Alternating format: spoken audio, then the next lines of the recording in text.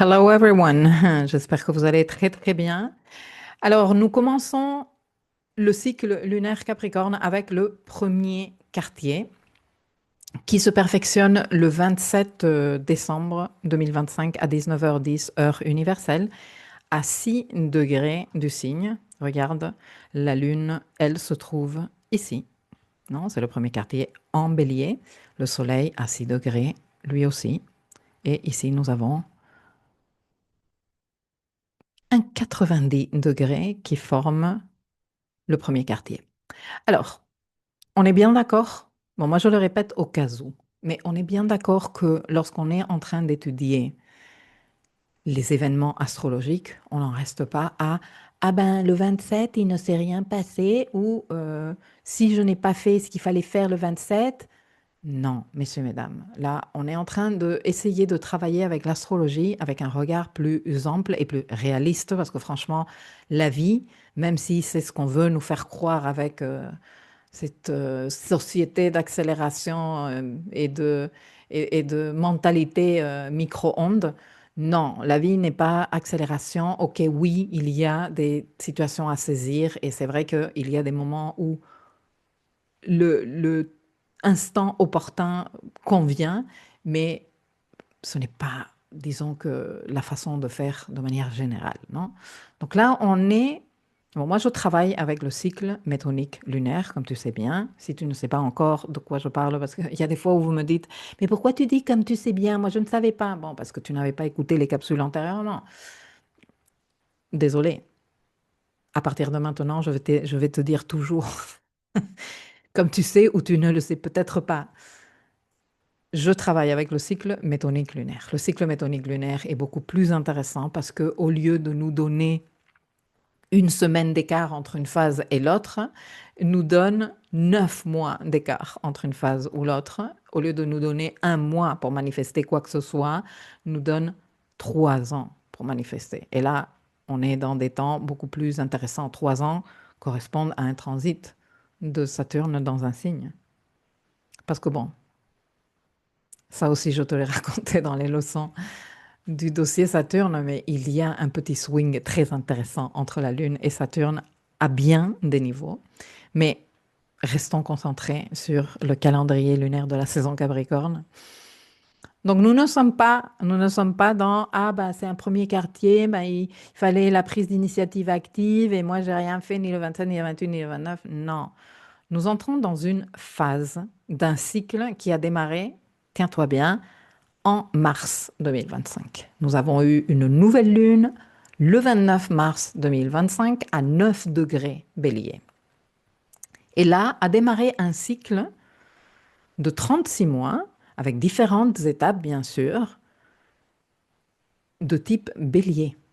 Mais ce cycle, il est particulier parce que, enfin il est spécial, parce que cette nouvelle lune du 29 pardon, mars était une éclipse solaire partielle de nœud nord, la dernière d'ailleurs de la série Bélier-Balance 2023-2025.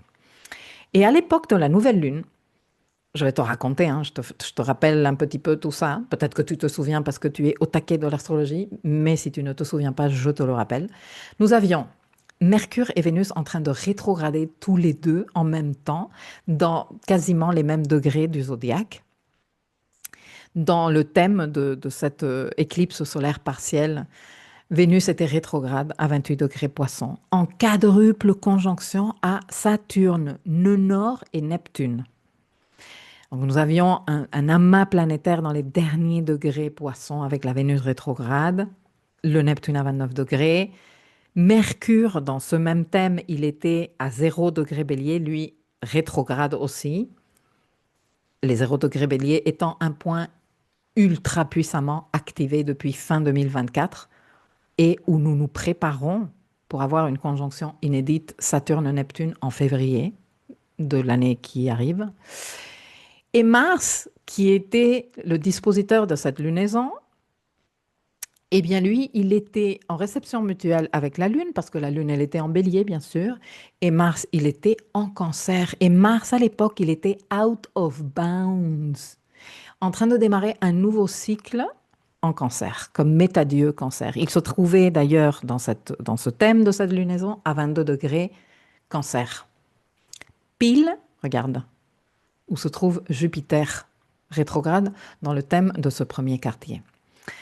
Moi, j'ai déjà évoqué à plusieurs reprises, dans pas mal de leçons antérieures, la danse qu'il y a entre Mars et Jupiter ces dernières années et qui va se poursuivre si je me tiens à mes recherches 2026 et au-delà.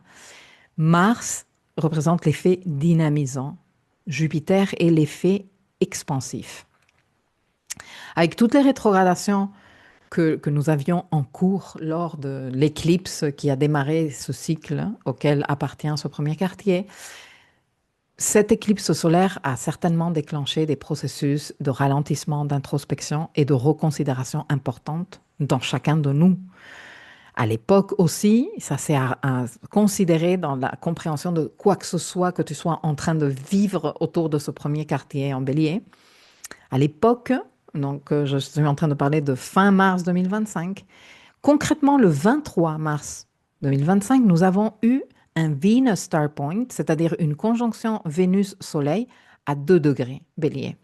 Alors que Mercure était rétrograde, pile dans les degrés où se trouve la Lune dans ce premier quartier. C'est encore un lien avec tout ce qui se passait à l'époque. Bon, la conjonction Vénus-Soleil en bélier, la fin mars 2025, marquait la naissance d'une nouvelle forme de désir, un nouveau désir, un désir ardent, indépendant, volontaire et très courageux. Un désir de jamais plus ça dans ma vie. Je disais ça il n'y a pas très longtemps, je ne me rappelle plus dans quelle rencontre en direct, certainement la rencontre dans le cadre du voyage de Vénus en bélier. Je disais, quelque part, chacun de nous, entre fin mars 2025 et la fin de l'année 2025, décembre 2025, janvier, je parle de l'année civile, avons dit à un moment donné ou à un autre, jamais plus ça dans ma vie. Jamais plus ça. Un peu dans le style de la scène culte de Autant emporte le vent, tu vois, où Scarlett jure devant Dieu que jamais plus elle ne se laissera abattre. Et attention, je dis un peu dans ce style, ok? Parce que la vie réelle est beaucoup moins théâtrale, mais tu vois ce que je veux dire. Bon, cette énergie faisait partie du mood astrologique de la nouvelle lune plus éclipse qui a démarré le cycle auquel appartient ce premier quartier. Et donc là, nous arrivons à la phase premier quartier, une phase d'activation concrète des intentions de nouvelle lune, d'action alignée avec ce que la nouvelle lune a démarré. 9 mois plus tard, on arrive 9 mois plus tard à ça. Donc, la question ici serait comment passer à l'action dans le style de la lune en bélier, version lumineuse bien sûr, parce qu'on ne veut pas être dans les débordements, même si on accepte et on est patient avec les débordements. On veut plutôt se caler sur l'expression lumineuse pour voir des résultats d'ici la fin du mois de septembre 2026, qui sera la suivante étape de ce cycle métonique lunaire.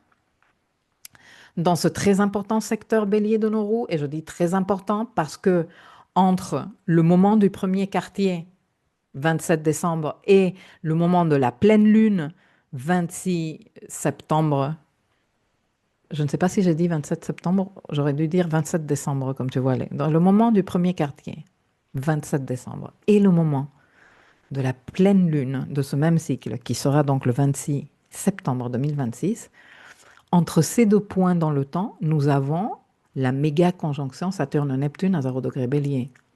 Et du coup, le secteur bélier commence à être très important. En plus, il va y avoir Mars qui débarque très rapidement dans ce signe après la conjonction et qui va faire conjonction à Saturne. Bon, bref, bélier devient un territoire super important. Donc, comment on fait pour passer à l'action et voir des résultats dans les 9 mois qui suivent? Et comment nous accompagner? Comment nous accompagner en ce moment, non, du premier quartier que nous sommes tous en train de vivre, et comment nous accompagner par la suite? Et comme je te disais tout à l'heure, moi je ne veux pas affirmer que dans ce premier quartier en bélier, nous soyons 100% prêts à nous engager dans une quelconque action. Parce que au moment de ce premier quartier, Mars, qui est maître du signe où il se tient et donc dispositeur de la lunaison, il est toujours en phase d'invisibilité. Et plus important encore, il est pré-conjonction au Soleil. S'il était toujours invisible, mais après avoir fait sa conjonction au Soleil, ce serait une lecture différente. Mais là, il est toujours avant sa conjonction au Soleil.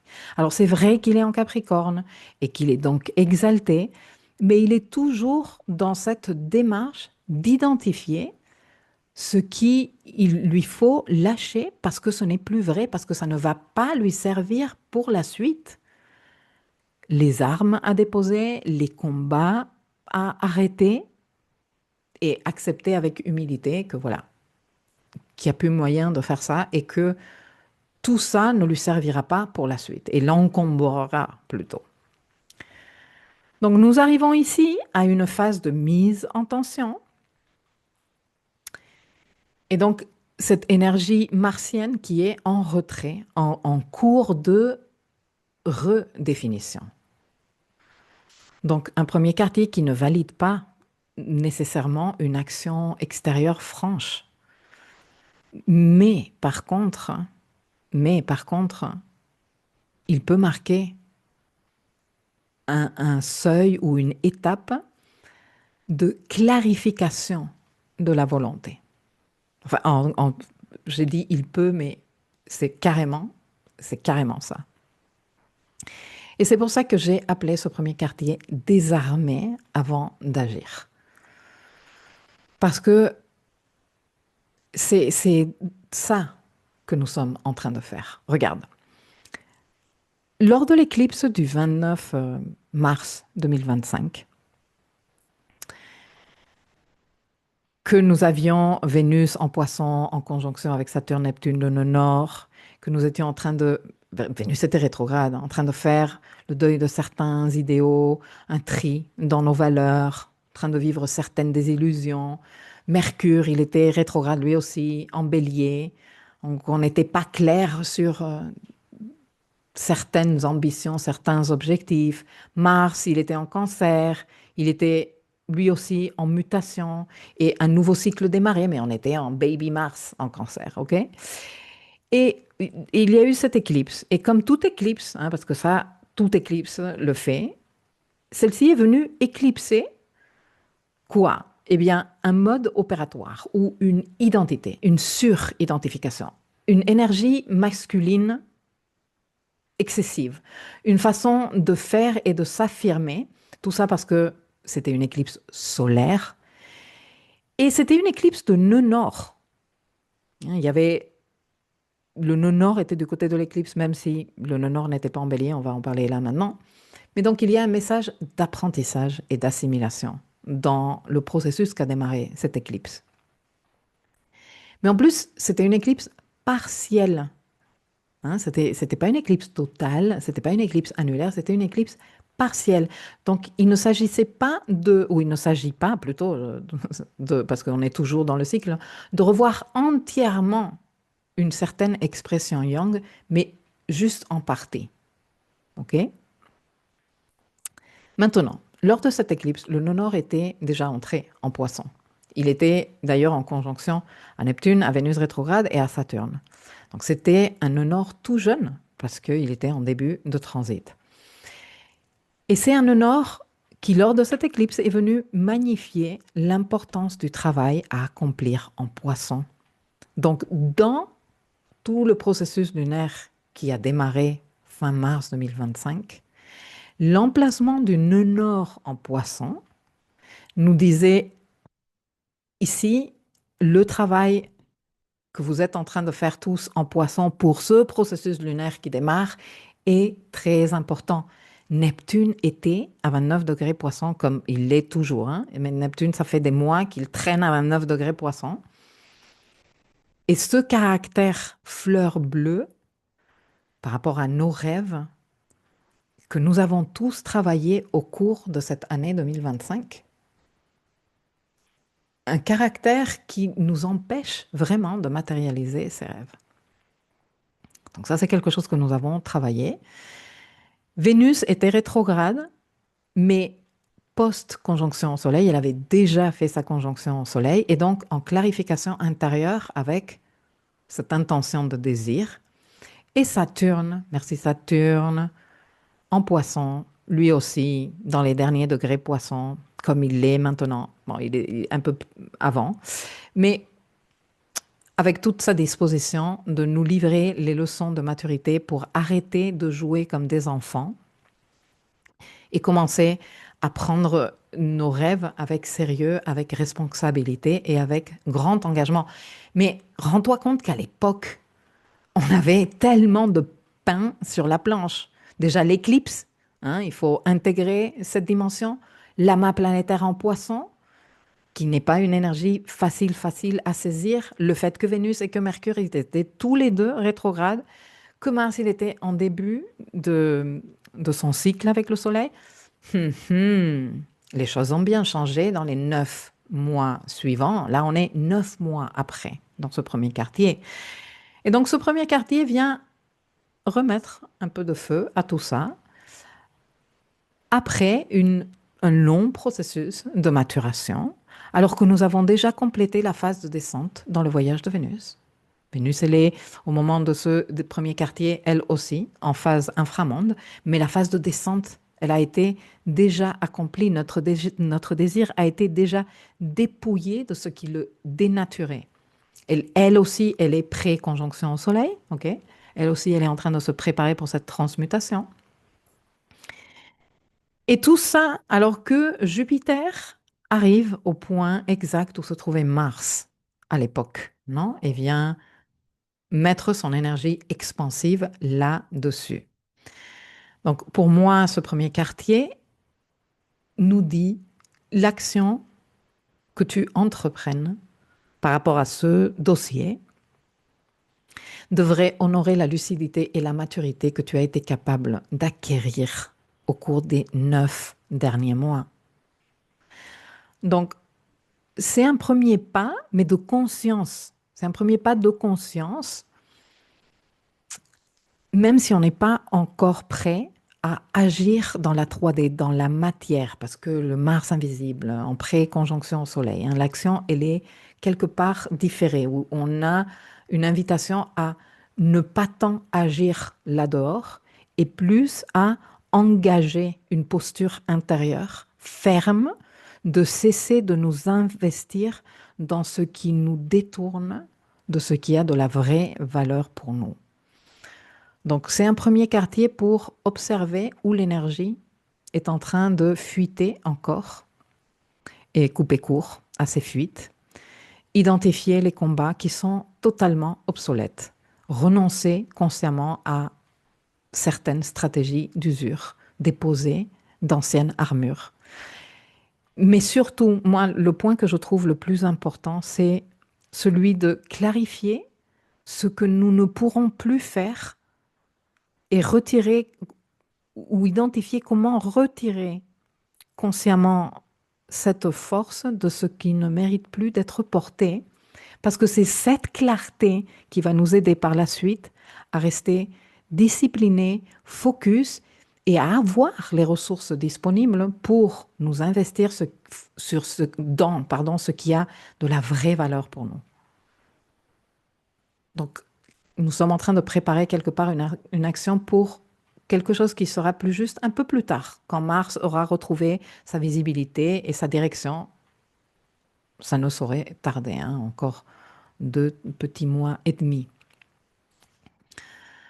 Donc voilà un premier quartier qui nous demande d'engager intérieurement la trajectoire, de nous sentir plus droit intérieurement, avec une sensation quand même de sobriété émotionnelle, une sensation de sérieux, comme je te disais tout à l'heure, d'avaler, de waouh, ceci n'est pas un jeu, ceci, this is for serious, this is for real, c'est réel et c'est sérieux.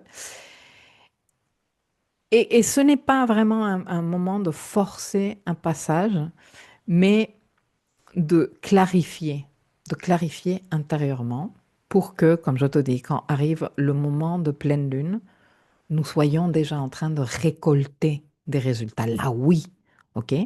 Que nous puissions engager l'action extérieure au mois de mars. Le début de l'année astrologique 2026 serait idéal avec le Soleil en train de passer par les 0 degrés Bélier et Vénus et Mars hors phase d'invisibilité et dans leur phase de maturité et de récolte. Et voilà, de mars à septembre, 6 très bons mois pour avoir de belles récoltes. Dans ce secteur Bélier, nous aurons la pleine lune à 3 degrés Bélier. Donc, en lien avec le Venus Star Point de fin mars, en lien avec la conjonction inférieure qui s'est faite là aussi, Mercure-Soleil, autour de ces degrés.